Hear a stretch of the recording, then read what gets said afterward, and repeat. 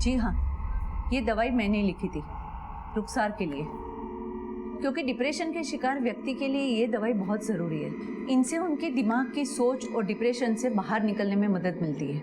मौत की वजह क्या थी? सर, वो अपनी ज़िंदगी में खुश नहीं थी, बीमार रहती थी, काफ़ी कमज़ोर भी हो गई थी, वक्त पे दवाई और खाना नहीं खाती थी। कार्डियक अरेस्ट से बिल्कुल नेचुरल डेथ थी। ये डेथ सर्टिफिकेट आप ही ने इशू किया है? जी हाँ। डॉक्टर, इसकी डेथ तो नेचुरल थी, लेकिन इसकी लाश के साथ अननेचुरल हुआ है। कब्र में से इसकी लाश निकाल ली गई। सॉरी सर, मैं इसके बारे में और कुछ नहीं जानती। सर, ये भी तो मुमकिन है कि ये डॉक्टर शब्बीर से मिली हुई है, क्योंकि लाश तो अब भी गायब। इस डॉक्टर पे नजर रखो और शब्बीर और मुमताज के साथ इसके फोन रिकॉर्ड्स भी चेक करो और देखो कि कब्रिस्तान में इनमें से किसी का फोन लोकेट होता है क्या। सर, अब्बू, हम लोग कॉलेज जा रहे हैं। मगरिब से पहले आ जाना, स्कूटर संभाल के चलाना। हाँ जी अब्बू। जाओ। अरे रुको, टिफिन तो लेते हुए जाओ।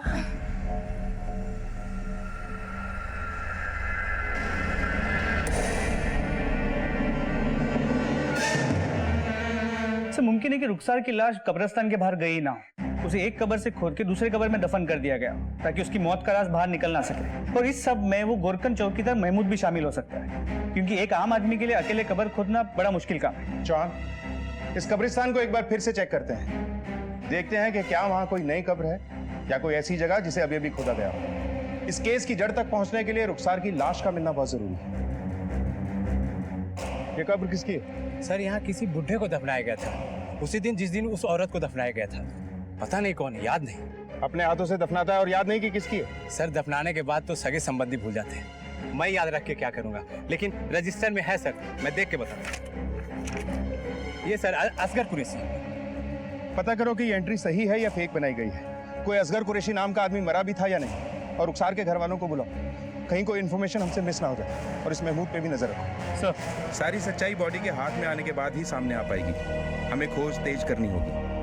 आप यकीन कीजिए साहब, रुखसार की ससुराल वालों ने उसे तड़पा तड़पा के मारा, और ये लाश भी उन्होंने ही गायब की है सबूत मिटाने के लिए, ताकि आप लोग उन लोगों तक ना पहुंच सके। ये भी तो हो सकता है कि रुखसार की लाश गायब करने में शब्बीर और मुमताज का हाथ हो ही ना। क्या शादी से पहले रुखसार का किसी के साथ अफेयर था या कोई दुश्मनी? हाँ साहब, एक दुश्मन हो सकता है, फैजल। वो अक्सर रुखसार के पीछे पड़ा रहता था। जब रुखसार की शादी मैंने शब्बीर से की और वो विदा होकर शाहपुर आ गई थी, तब से फैजल भी गायब था। तकरीबन 3 साल बाद मुझे वो रुखसार की कब्र पे उस वक्त दिखा जब लोग उसे दफन करके जा चुके थे। मेरी बच्ची कहाँ चली गई, तू छोड़ गया? तू क्या कर रहा है यहाँ? आपने मेरे और रुखसार के बीच में जो दीवारें खड़ी करनी थी कर ली, पर अब वो मरकर मिट्टी में मिल चुकी है। अब उस पर मेरा बराबर का हक है। अब ना तो आपकी नाराजगी मुझे रोक सकती है और ना ही रुखसार की कस्में। रहमत जी, ये फैसल के बारे में जरा खुल के बताइए। ये फैसल अताउल्ला का बेटा है जो सूदखोरी का काम करता है। साहब, ये फैजल की नजर एक बार रुखसार पर पड़ गई थी। वो आते जाते उसके पीछे पड़ा रहता था। और हिम्मत तो देखिए साहब, एक बार अकेले ही रुखसार का हाथ मांगने के लिए मेरे घर आ गया हो। चलो चलो निकलो यहाँ से। सोच भी कैसे लिया कि मैं अपनी बेटी का रिश्ता तुझे से सूदखोर की औलाद से कर दूंगा? आप मेरे और रुखसार के प्यार के बीच मेरे अब्बू को क्यों ला रहे हैं? सूद वो खाते हैं, मैं नहीं। जिस घर में हराम रोजी आती है उसका निवाला घर के हर इंसान के पेट में जाता है, और मैं अपनी बेटी को ऐसे घर में भेजकर उसका ईमान खराब नहीं करना चाहता। आप जो कहेंगे मैं वो करूंगा। रुखसार को मुझसे दूर मत कीजिए। दूर हो गई है वो। मेरी बात कान खोल के सुन लो, मैंने उसका रिश्ता शाहपुर में तय कर दिया है। अब अपने दिलो दिमाग से उसका ख्याल निकाल दो। रुखसार मेरी रूह में बसती है, मैं भी देखता हूँ कि आप उससे मुझे कैसे अलग करते हैं। मैं उसे हर कीमत पर हासिल करके रहूंगा। क्या आपकी बेटी भी उससे प्यार करती थी? शायद, लेकिन मेरी बेटी कभी मेरे फैसले के खिलाफ नहीं जाती। आप फैसल का स्केच बनवा दीजिए, शायद फैसल से हमें इस केस की गुत्थी सुलझाने में मदद मिले। फैजल का नाम सामने आते ही इस केस ने एक नई करवट ली, लेकिन सवाल अब भी यही था कि एक लाश को गायब करने के पीछे किसी का क्या मकसद हो सकता है। पुलिस हर पहलू, हर सिरे को टटोल रही थी। शब्बीर और रुखसार के रिश्ते में कुछ तो गड़बड़ था। हमें पानी देना एक गिलास।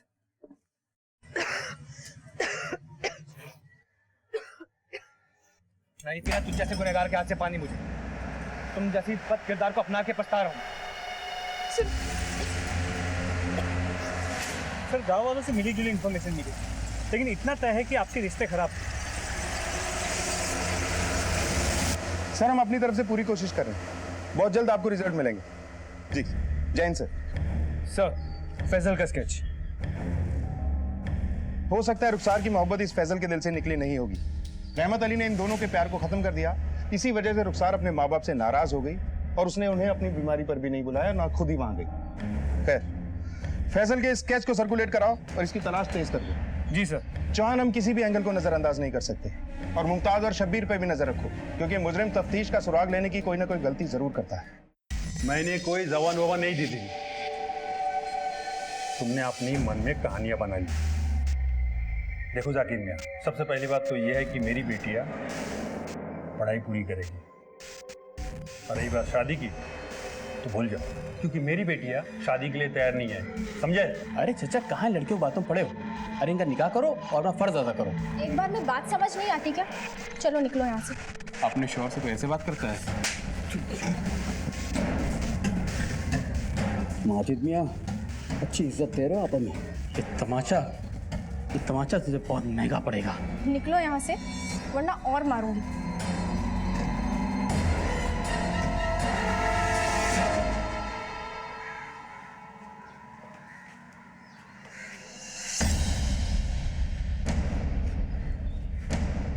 हम पर हाथ छोड़ती है, उड़ा देंगे साली को। डॉक्टर बनना चाहती है ना, देखता हूँ कैसे बनती डॉक्टर।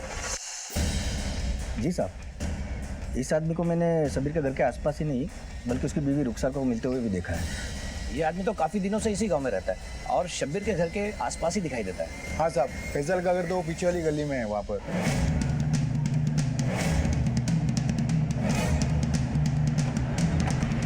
ताला है, पास पड़ोस में पूछताछ करो फैजल के बारे में।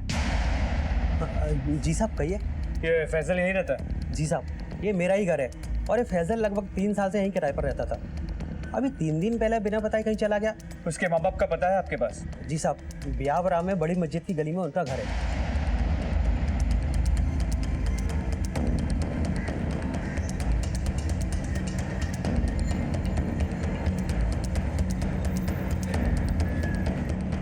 एक मिनट, ये फैजल के माँ बाप यही रहते हैं ना? सर 2 दिन से कहीं गए हैं, हमें कुछ बताया नहीं। चलो पांडे, एक खबरी को इनके घर पे नजर रखने को बोलो। कोई भी इंफॉर्मेशन मिलती है हमें अपडेट करने के लिए बोलो। इस फैजल का मिलना हमारे लिए बहुत जरूरी है।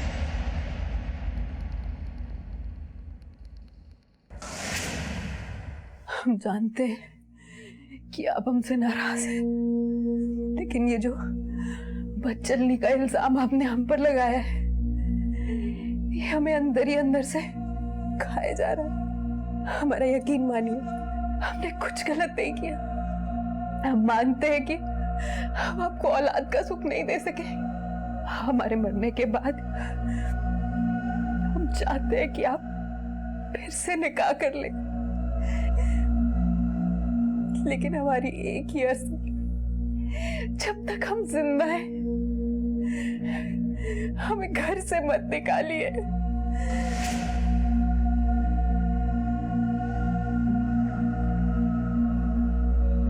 बेटा, जो होना था सो हो गया, और वैसे भी किसी के चले जाने से जिंदगी रुक नहीं जाती। ये देख, मैंने तेरी लड़की देखी है। सर हमें शब्बीर, मुमताज और महमूद से अब तक कुछ नहीं मिला, और फैजल भी कहीं नजर नहीं आता। हमने सभी जगहों पे हमारी खबरी फैलाए हुए हैं। चौहान मुजरिम दौड़ते दौड़ते ये सोचने लगता है कि वो बहुत दूर निकला है और लापरवाह हो जाता है, और कोई ना कोई ऐसी गलती कर बैठता है कि सीधा कानून के शिकंजे में होता है। सर एक मिनट। हेलो, ठीक है हम अभी आते हैं।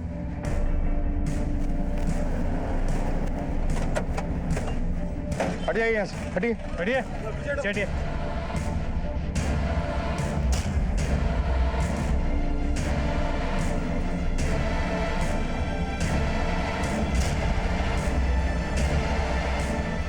सर ये मर चुकी है।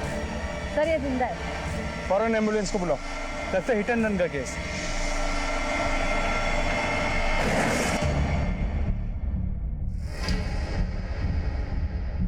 सर इसका नाम नसीम खान है, बाप का नाम माजिद खान, गांव शाहपुर। सर उसने हेलमेट पहना है, मतलब बाइक वही चला रही थी, इसलिए जान बच गई उसकी। आप में से किसी ने किसी गाड़ी को इनका एक्सीडेंट करके भागते हुए देखा है क्या? नहीं साहब, जब हम यहाँ पहुंचे तो एक्सीडेंट हो चुका था, तो हमने तुरंत आपको कॉल कर दिया। जॉन, इनकी फैमिली को इन्फॉर्म करो और उन्हें सिटी हॉस्पिटल आने के लिए कहो। सर पुलिस के सामने रुखसार की लाश को ढूंढ निकालने की चुनौती ज्यों की त्यों थी, और ऐसे में एक और हिट एंड रन केस ने तफ्तीश को और उलझा दिया। इंस्पेक्टर साहब, मेरी दोनों बेटियां बहुत ही होनहार बच्ची थी, पता नहीं ऐसा अचानक क्या हो गया।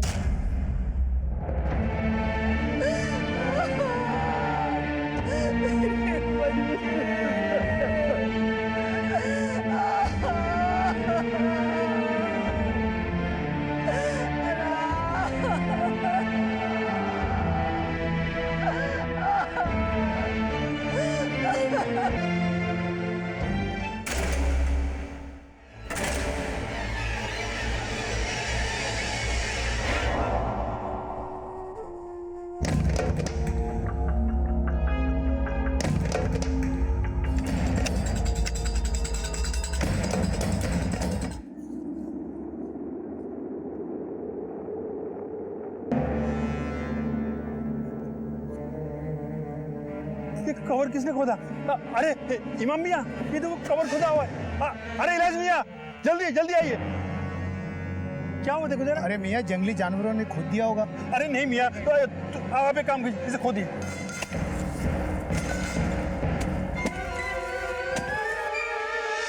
मेरी बच्ची की लाश कहाँ गई?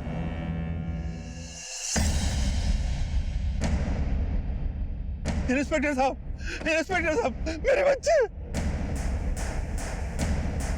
आसपास सर्च करो। सर हम ही गोरखान है साहब इस कब्रिस्तान के। हमारा नाम इलियास है साहब। कहाँ रहते हो? यही पीछे हमारा घर है साहब। अपनी बीवी बिल्किस के साथ रहते हैं साहब। इतनी पास रहते हो, फिर भी ये सब कुछ हो गया? रात के 12 बजे तक तो हम जाग रहे थे साहब, तब तो सब ठीक था। सर ये पत्थर मिला खून लगाओ। मतलब जरूर यहाँ कुछ हुआ है। पांडे, इस पत्थर को फॉरेंसिक लैब में जांच के लिए भेजो। सर इस केस से जुड़े सभी लोगों के ब्लड सैंपल्स लो। सर, इंस्पेक्टर साहब, मेरी बच्ची नसीम। आप चिंता मत कीजिए, बहुत जल्द हम इस केस की जड़ तक होंगे। शाहपुर से रुखसार की लाश का गायब होना और यहाँ से इस लड़की नसीम की लाश का गायब होना, मुझे लगता है इन दोनों के बीच में कोई ना कोई कनेक्शन जरूर है। कब्रिस्तान से हुई एक और लाश की चोरी ने इस केस का रुख ही पलट दिया। कई सवाल उठ खड़े हुए। रुखसार की लाश गायब होने की वजह तलाशती पुलिस के सामने अब एक और सनसनीखेज मामला आ गया था। क्या रुखसार और नसीम के बीच कोई रिश्ता था? क्या इन दोनों की लाशों के गायब होने का आपस में कोई ताल्लुक था? लाशों के गायब होने से लोगों में बेचैनी बढ़ गई थी और पुलिस अपनी जिम्मेदारी को पूरी ईमानदारी से निभा रही थी। चौहान, पिछले हफ्ते में लाश गायब होने की ये दूसरी घटना है और खास बात ये कि गायब होने वाली दोनों बॉडीज जवान औरतों की। अब तक हम समझ रहे थे कि रुखसार की लाश गायब होने में उससे जुड़े लोगों का हाथ हो सकता है, लेकिन नसीम की लाश गायब होने से इसका क्या ताल्लुक? सर ये भी तो मुमकिन है कि दोनों कब्रिस्तान के गोरखान मिले हुए हों और लाशों की तस्करी करते हो सकता है। एक काम करो, शब्बीर, इलियास और महमूद तीनों पर कड़ी नजर रखो। सर एक मिनट। हाँ देव, बोलो। साहब फैजल का पता चल गया है, वो कपिल नगर में है। सर फैजल का पता चल गया है। उठा के लाओ इस मजनू। सर अरे साहब, कहाँ लेके जा रहे हो? अरे कहाँ लेके जा रहे हो मेरे बेटे को? सर मैंने कुछ नहीं किया सर। देखो मजनू मियां, बचपन से जिस लड़की के पीछे पड़े थे, शादी के बाद भी जिसके चक्कर में अपना घर बार छोड़कर यहाँ किराए पे रहने चले आए, उस रुखसार की कब्र पे अपना हक जता रहे थे ना। आपने मेरे और उस साग के बीच में जो दीवारें खड़ी करनी थी कर ली, पर अब वो मरकर मिट्टी में मिल चुकी है। अब उस पर मेरा बराबर का हक है। तो उस हक का इस्तेमाल करके लाश को कहाँ छुपा के रखा है? ये सब आप क्या कह रहे हैं सर? जो सच है वही बोल रहा हूँ। सच सच बता दे, रुखसार की लाश को कहाँ रखा है? हमें रहमत मियां ने बता दिया है कि रुखसार की लाश गायब होने से पहले आखिरी बार तुझे कब्र पे देखा गया था। हाँ सर, मैं उसकी कब्र पर गया था और आखिरी बार उसका चेहरा भी देखना चाहता था, पर रहमत मियां वहां पर होंगे और मुझे देखकर चिढ़ जाएंगे, इस वजह से मैं कब्रिस्तान के बाहर ही घूम रहा था। और जब लोग दफना के चले गए तब मैं उसकी कब्र पर फातिया पढ़ने पहुंचा। कब से जानता है रुखसार को? कई साल हो गए सर। रुखसार पहली नजर में मेरी रूह में समा गई थी। वो भी मुझे पसंद करने लगी थी। मुझे पसंद करने के बावजूद वो शादी के लिए अपने अब्बा की मंजूरी चाहती थी, जो कि हमें नहीं मिली। और जब जीते जी उसे हासिल नहीं कर सका तो उसे कब्र से निकाल दिया। सर मैं लाश का क्या करूंगा? तू तो उसे हर कीमत पे हासिल करना चाहता था ना। रुखसार मेरी रूह में बसती है, मैं भी देखता हूँ कि आप उससे मुझे कैसे अलग करते हैं। मैं उसे हर कीमत पर हासिल करके रहूं। हाँ सर, ये सच है कि मैंने उनको चैलेंज किया था, पर उस चैलेंज को तो रुखसार ने कोने से सुन भी लिया था, और उसके बाद रुखसार मुझसे मिलने भी आई थी। फैजल मेरी बात तो सुनो, हमने अब्बा को मनाने की बहुत कोशिश की। फैजल अब्बा जुबान दे चुके हैं और हम अब्बा के खिलाफ नहीं जा सकते। बेहतर यही होगा कि आप हमें भूल जाएं। रहमत मियां है सर उसकी मौत के जिम्मेदार। उसकी शादी उस शब्बीर से करवा दी और उसे मुझसे दूर कर दिया। मैं उसके बगैर रह नहीं पा रहा था सर, इसलिए मैंने तय किया कि मैं यहाँ आ जाऊंगा और यहीं रह गया। उसकी सास मुमताज ने बच्चे को लेकर उसका जीना हराम कर दिया था सर। उस तनाव में उसकी तबीयत भी खराब हो गई और ये सब मुझसे देखा नहीं गया, इसलिए एक दिन मैंने उसका रास्ता रोक दिया। रुखसार, बात को समझने की कोशिश करो।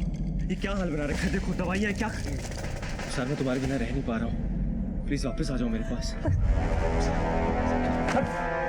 अच्छा, तो ये गुल खिलाड़ी मेरे पीठ पीछे था। अब समझ में आ रहा है तेरी बीमारी का कारण और तेरे बच्चा ना होने का कारण। शबीर ऐसा कुछ भी नहीं है जैसा तुम सोच रहे हो। फैजल मुझे जानता है, लेकिन हमारा कोई बुरा ताल्लुक नहीं है। ये हमारे घर रिश्ता लेकर आया था, लेकिन अब्बा ने मना कर दिया था और तब से सब खत्म है। अब तो सब शुरू होगा। तेरे अब्बा को तो जमात में बिठाऊंगा मैं, देखिए। मैं उसकी जिंदगी बर्बाद नहीं करना चाहता था सर, कभी नहीं। लेकिन उस दिन के बाद से उसके शौहर ने उसका जीना आराम कर दिया होगा और वो बेचारी घुट घुट कर मर गई। तेरी कहानी में कितनी सच्चाई है और कितनी मिलावट, ये तो हम पता लगा ही लेंगे। खैर, ये बता, इन लड़कियों को जानता है? नहीं सर। जब तक तेरी ये कहानी सच साबित नहीं हो जाती, इस गांव को छोड़कर कहीं मत जाना।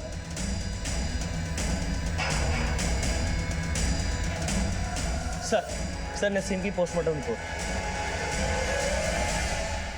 सर रिपोर्ट के मुताबिक नसीम की मौत सर पे चोट की वजह से हुई है। तो फोरेंसिक रिपोर्ट के हिसाब से उनके टू व्हीलर को पीछे से टक्कर मारी गई। इसका मतलब ये महज एक्सीडेंट ना होते हुए एक मर्डर भी हो सकता है। चौहान, एक्सीडेंट की असली वजह जरीन हमें बता सकती है। हमारे लिए जरीन का होश में आना बहुत जरूरी है। जो भी हमारे शक के दायरे में है, सब पे नजर रखो, मुमताज और शब्बीर पे भी। सॉरी सर, जरीन अभी भी बयान देने की हालत में नहीं है। उसकी हालत बहुत ही खराब है, आगे कुछ बोल नहीं सकते। देखिए, ये महज एक हासन है, कोई कत्ल की साजिश भी हो सकती है। आपकी बेटियों की किसी से कोई दुश्मनी थी? इंस्पेक्टर साहब, वो तो हमें नहीं पता, पर मेरा दोस्त जाकिर अपने गवार बेटे इरफान को लेकर मेरे घर आए थे रिश्ता मांगने के लिए। मैंने मना कर दिया था। बात बहुत आगे बढ़ गई और मेरी बेटी नसीम ने उसे थप्पड़ मार दिया था। चौहान, कहीं उन लोगों ने अपनी बेइज्जती का बदला लेने की कोशिश तो नहीं की? उठा के लाओ सर। रुखसार की गायब हुई लाश की गुत्थी अभी सुलझ भी नहीं पाई थी कि नसीम की लाश गायब हो गई। लेकिन इतना तो सामने आ ही गया था कि दोनों के घरेलू मामले ठीक नहीं थे। रुखसार पर तनाव हावी था, वो अंदर ही अंदर घुट रही थी। उसकी सास मुमताज और शौहर शब्बीर का रवैया उसकी तरफ बिल्कुल ठीक नहीं था। पुलिस ने इस मामले की तह तक जाने के लिए और लाशों को गायब करने वाले तक पहुंचने के लिए इस केस से जुड़े हर इंसान पर कड़ी नजर रखनी शुरू कर दी। सर संदिग्धों पे छोड़े खबरियों से मिली इंफॉर्मेशन के हिसाब से शब्बीर को कई बार कब्रिस्तान में आते जाते देखा गया। जो आदमी जीते जी रुखसार का ना हो सका, मरने के बाद कब्रिस्तान के चक्कर काट रहा है, या फिर पुलिस की तहकीकात पे नजर रख रहा है। शब्बीर की मां मुमताज रुखसार के कब्र की मिट्टी सूखने से पहले ही इसके लिए नया रिश्ता ढूंढ रही है। चौहान, मुमताज को रुखसार कभी पसंद ही नहीं। दूसरे कब्रिस्तान के गोरखान इलियास को कई बार एक ढाबे पे सुरेश नाम के आदमी से मिलते हुआ देखा गया। ये सुरेश पहले मुर्दाघर में काम करता था और लाशों की तस्करी के लिए अंदर जा चुका है। इलियास की बीवी बिल्किस, इन दोनों के बीच झड़प हुई, जिसके बाद बिल्किस के सर पे चोट लगी। इलियास का एक भाई है इम्तियाज, जो उसके साथ नहीं रहता। एक गोरकन का इस तरह एक मुजरिम से मिलना किसी दूसरी तरफ इशारा करता है। माजिद ने जब अपने दोस्त जाकिर के बेटे इरफान का रिश्ता ठुकराया था, तो इरफान ने चाय की दुकान में नसीम और जरीना को सबक सिखाने की बात की। हम पर हाथ छोड़ती है, उड़ा देंगे साली। इस इलियास, सुरेश और इरफान को उठवाओ। सर।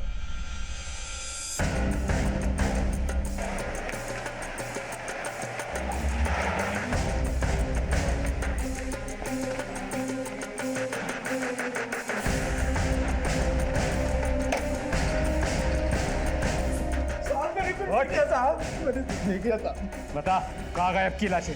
क्या किया उनके साथ? सजा काटने के बाद मैंने उनका धंधा छोड़ दिया साहब। फिर हमें देख के भागा क्यों? जेल से छूटने के बाद मुझे कोई काम नहीं दे रहा था, इसलिए मैंने सट्टे का धंधा शुरू कर दिया साहब। सच बता। मैंने कुछ नहीं किया साहब, मुझे माफ कर दो। इसका ब्लड सैंपल ले लो। मैं सट्टा लगाने जाता था साहब। देख, सच सच बता दे वरना तेरे लिए ठीक नहीं होगा। मैं सच कह रहा हूँ साहब। साहब, इसकी बीबी भी गायब है। कहाँ है तेरी बीवी? क्या किया उसके साथ? मार दिया उसे भी? नहीं साहब, सट्टे को लेकर उसका और मेरा झगड़ा हुआ था साहब, तो मैंने उसे मारा था, तो वो अपनी अम्मी के पास चले गई गुस्से में साहब। कहाँ रहती हो? एड्रेस बता उसका, ब्लड सैंपल लो इसका। सर उसे नसीम ने सबके सामने मुझे थप्पड़ मार दिया था।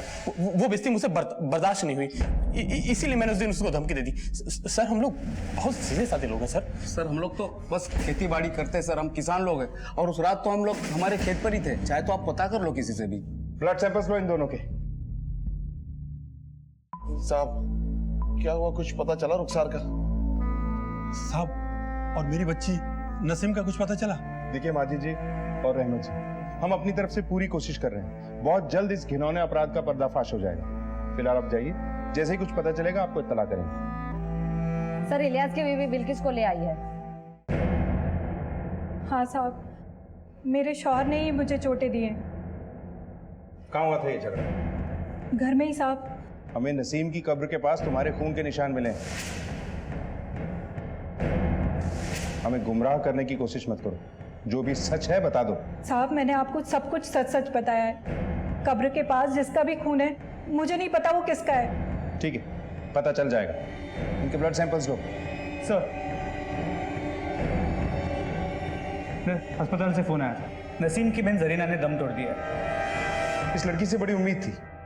खैर, फैजल, इरफान, शब्बीर, इलियास, बिल्किस और महमूद, इन सब के ब्लड सैंपल्स को लैब में भेजो और तुरंत रिपोर्ट मंगवाओ। सर, हमारा शक सही निकला। पत्थर पे लगा हुआ खून सभी सस्पेक्ट्स में से एक से मैच करता है, और वो है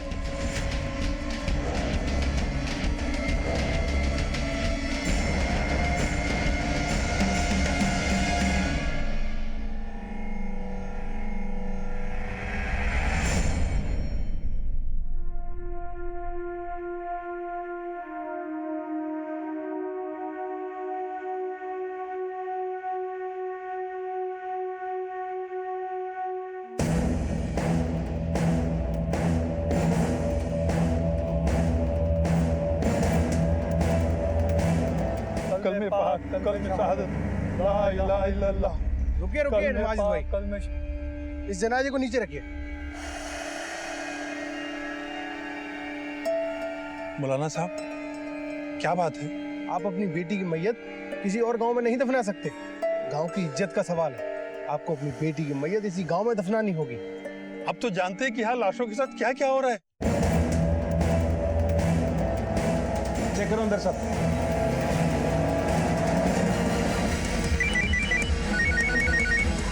हेलो, क्या? ठीक है, हम अभी आते हैं। सर, गांव में जरीना को दफनाने को लेकर हंगामा हो गया। चलो।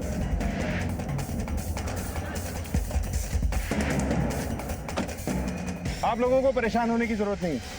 लाशों को गायब करने वाला पकड़ा जा चुका है। अब इस गांव से कोई भी लाश गायब नहीं हुई। इंस्पेक्टर साहब, उसे हमारे हवाले कर दो। उसे हम खुद सजा देंगे। इंस्पेक्टर साहब, हबीब भाई सही कह रहे हैं, उसे हम लोगों के हवाले कर दीजिए। हम लोग सब मिलकर उसे सजा देंगे। क्यों भाई लोग? हाँ, एक मिनट देखिए, आप लोग कानून को हाथ में लेने की बात मत कीजिए। कानून पे भरोसा रखिए। रुखसार और नसीम की लाश को गायब करने वाले का चेहरा बहुत जल्द आप लोगों की आंखों के सामने होगा।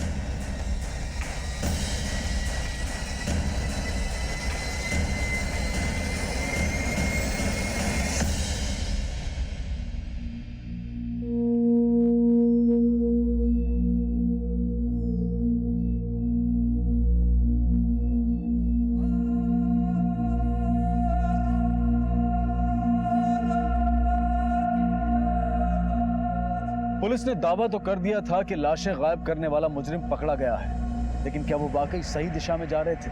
क्या इतना संगीन जुर्म करने वाला मुजरिम उनके हाथ लग चुका था? आने वाली सुबह क्या पैगाम लेकर आएगी, ये कोई नहीं जानता था।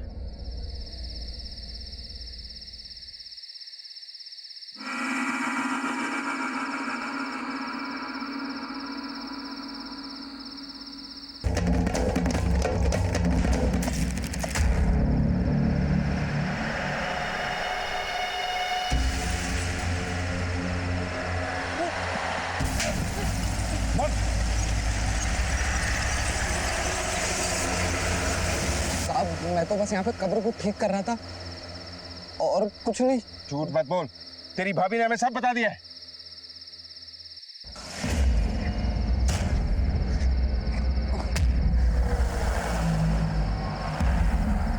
देखो क्या कर रहा है ये। मैं जानती थी कि ये ऐसे ही कुछ करेगा। रुखसार की लाश जब से गायब हुई थी ना, मुझे इसके ऊपर तब से ही शक हो गया था, इसीलिए मैं इसका यहाँ खड़े होकर इंतजार कर रही थी। बिल्किस, ये क्या किया तूने? अल्लाह तुझे कभी माफ नहीं करेगा। ये जो तू कर रहा है ना, गुनाह है। साले शांत हो जा, तेरे घर पे नहीं रहता हूँ अब। अगर ये बात तुम लोगों की जुबान से निकली ना तो काट के यहीं काट दूंगा। साहब भाभी ना झूठ बोलती हैं। साहब मैं तो बस कब्रों को ठीक कर रहा था साहब। हाँ मैंने किया ये सब। सर 1 साल पहले तक मैं अपने भाई इलियास के साथ उसी के घर पे रहता था। हर रात मैं उसको और भाभी जान को हम बिस्तर होते हुए देखता था, चुपके चुपके। मुझे बहुत मजा आता था। और फिर मेरे अंदर का शैतान अपनी हवस को बुझाने के लिए बेचैन होने लगा। मेरे गांव में एक बहुत खूबसूरत सी लड़की थी जिसको मैं बहुत पसंद करता था। मैंने सोचा शायद ये मेरे दिल की बात समझेगी, तो इसी से बात करके देखता हूँ। मैं मेरी बात सुनना, तुझसे 2 मिनट बात करनी थी। छोड़ो मुझे। मैं मेरी बात छोड़ो। 2 मिनट कोई और मत बचा कोई। क्या बोल रहा है ये छेड़ रहा है मुझे। गाँव का लड़का छाले, गाँव के लड़के को छेड़ते हैं। निकाल, मारो इसको। महक ने ना मेरी बहुत बेइज्जती की थी। मैं बदले की आग में झुलस रहा था। एक दिन उसको रास्ते में पकड़ लिया।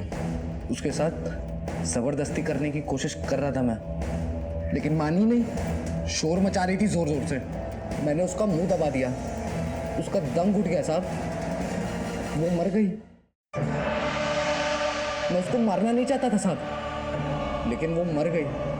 मैं वहां से भाग गया। फिर उसी रात महक को हमारे कब्रिस्तान में गाड़ा गया।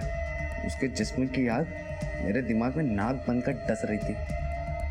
मैं सेक्स और बदले की आग में इतना झुलस रहा था कि मुझे साहब कुछ समझ में नहीं आ रहा था। आधी रात को उठकर मैंने उसकी कब्र खोदी और उसके मुर्दे शरीर को बाहर निकाला। उसके जिस्म से अपनी हवस की प्यास बुझाने लगा। साहब वो तो शोर भी नहीं कर पा रही थी, मुर्दा थी ना। मुझे मजा आ रहा था सर। उसके बाद से मुझे लाशों के साथ ये सब करने में बहुत मजा आने लगा। लेकिन एक दिन मेरी भाभी ने मुझे देख लिया।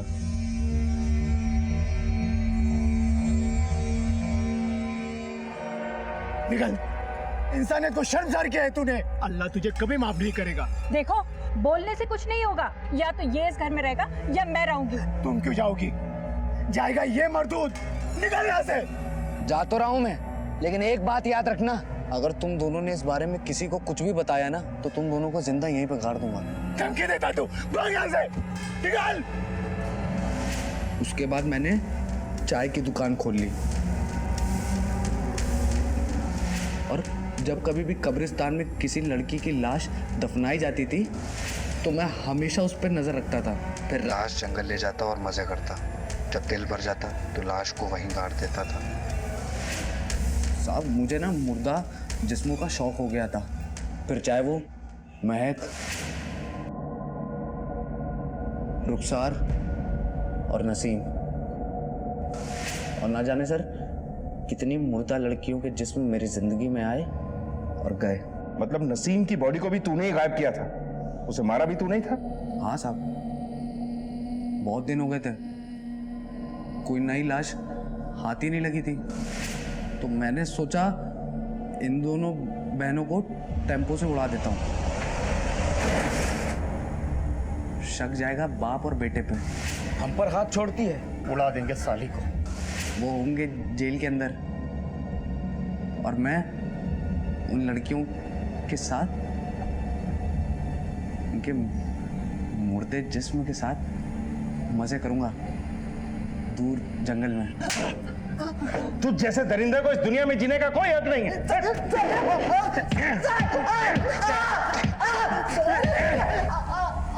सारे से जेल में।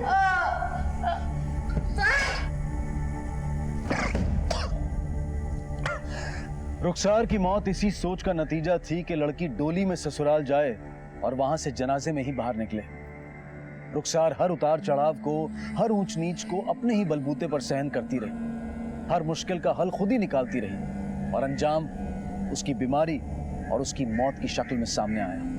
अगर माँ बाप ने खुलकर ससुराल वालों से बात की होती या रुखसार ने अपने दिल की बात अपने माता पिता को बताई होती तो शायद कोई बेहतर नतीजा निकल सकता था। मुमताज ने अगर अपनी बहू को ताने मारने और कोसने की बजाय उसके इलाज पर ध्यान दिया होता तो शायद आज रुखसार जिंदा होती। इम्तियाज ने अपने कायरतापूर्ण जुर्म को कबूल करते हुए कई और लाशों को चोरी करने का खुलासा किया।